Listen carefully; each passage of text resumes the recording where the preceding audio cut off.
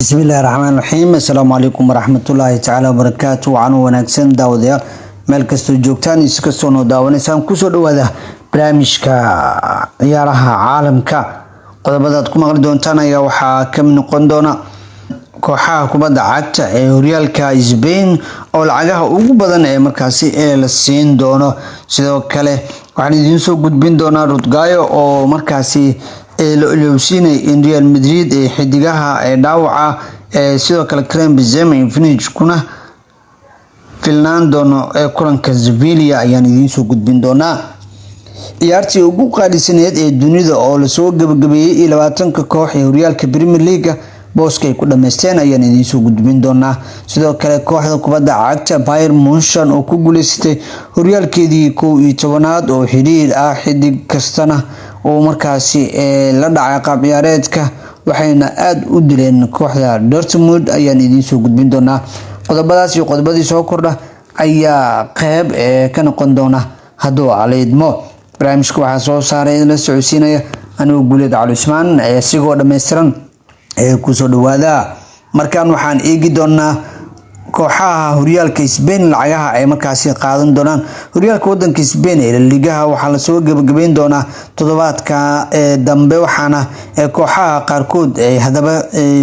la sii ogeysiiyay lacagta ay ka heli doonaan maamulka la ligaha oo ay markaasi qaadan doonaan Barcelona oo noqotay kooxda horeba ee ugu guuleystay horyaalka ayaa lacagta ugu badan ee heli doonta waxayna qaadan doontaa lacag aad u fara badan oo qiyaastii ay markaasi gaarayso 60.6 milyan oo kaalinta koowaad lagu qaadan doono sidoo kale kaalinta labaad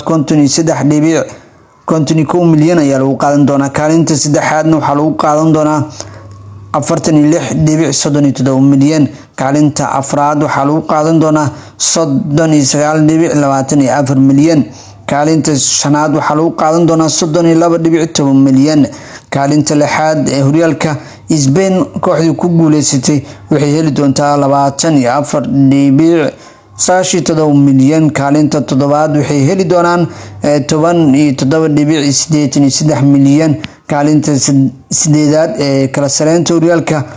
Spain kooxdii ku guuleysatay waxay heli doontaa 12.48 milyan kaalinta sagaalaad 10.70 milyan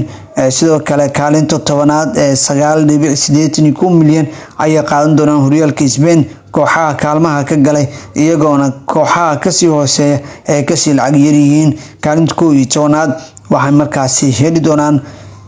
8.91 milyan kaalinta 12aad 8.2 milyan ay qaadan doonaan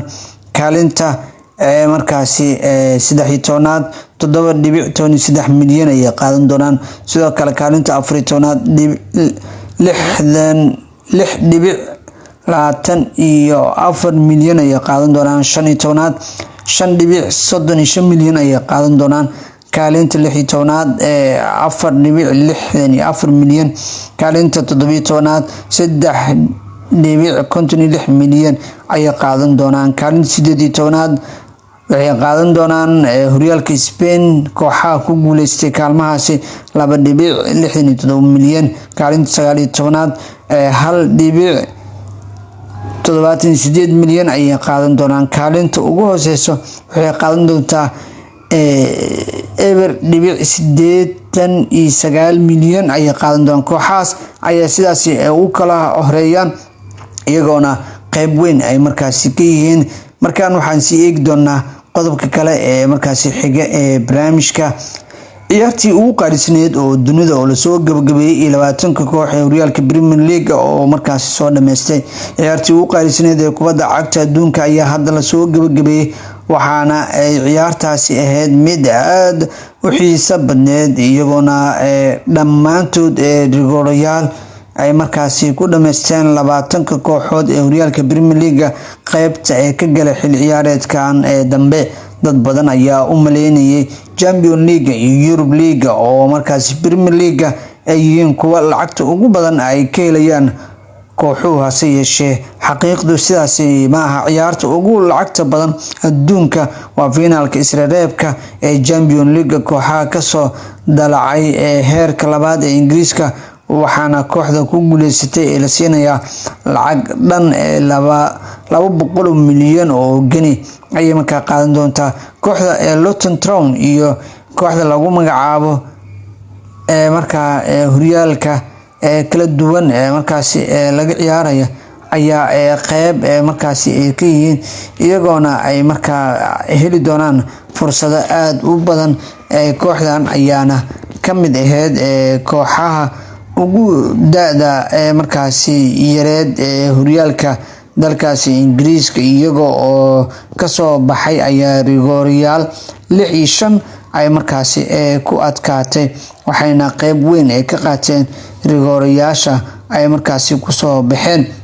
sidoo kale kooxda Town oo soo dalacday horyaalka wadanka Ingiriiska ee Premier League iyadana la siin doono lacag cash ah oo markaasi gaaraya 200 milyan oo geni ah. ma jirto ciyaar final ama koob ah oo lacag intaasi leeg lagu helayo marka ay isku soo duwo koobabka kubadda cagta kooxaha adduunka iyo horyaalada kala duwan laga ciyaaro. kooxdan ayaa noqotay kooxdii ugu mucjisada badneed dhanka laga ciyaaro. markaan waxaan eegi doonaa kooxda kubadda cagta Bayern Munich oo markaasi ku guuleysatay horyaalka dalka Jarmalka markoodii 11aad oo markaasi ay qaadeen. kooxda kubadda cagta Bayern Munich ayaa ku guuleysatay horyaalkii 11aad xidhiidh oo markaasi qaadatay natiijo lama filaan ah oo ka soo baxday inta lagu jiray ciyaartii ugu dambeysay ay markaasi horyaalka Bundesliga ay natiijo wanaagsan ay ka keeneen. Bayern Munich ayaa iyagana soo dhigay meesha inay ku guuleystaan horyaalka Bundesliga, waxaana koobka gacanta ugu jiray kooxda Dortmund oo kaliya u baahneed inay ku guuleysato ciyaaraheedii ugu dambeeyay. hase yeeshee waxaa lugta qabtay barbaro geliyay kooxda Manchester oo keentay in Bayern Munich ay goolal ka dhaliyaan horyaalkaasi Jarmalka, waxayna ahayd natiijo isku xidhan oo labada kooxoodba ay taageerayaashooda ku mashquulsanayeen hubinta natiijada kooxaha kale oo ay markaa daqiiqad walba ciyaarta ay la socdeen. Bayern Munich ayaa waqti horeba hoggaanka qabatay, waxaana daqiiqadii 3aad gool u dhaliyay xidigooda Coman oo ay markaasi markii 3aad oo markaa shabaqa soo taabtay. kooxda Borussia oo markaasi ka murugaysan goolka ay dhalisay Munich ayaa ilowday inay shabaqeeda ilaashato, waxaana ogolaatay in gool madax ah laga dhaliyo daqiiqadii 15aad. hase yeeshee Dortmund ayaa loo dhigay rigoore 4 daqiiqo oo kaliya, kadibna sidaas ayana ku dhalisay, waxaana fursadaas helay ciyaartooyda ugu badan, waxaana sidaas markoodii 11aad qaaday horyaalka dalkaasi Jarmalka. guud ahaan halkaas ayaan kusoo gabagabeynaa barnaamijka ciyaaraha caalamka.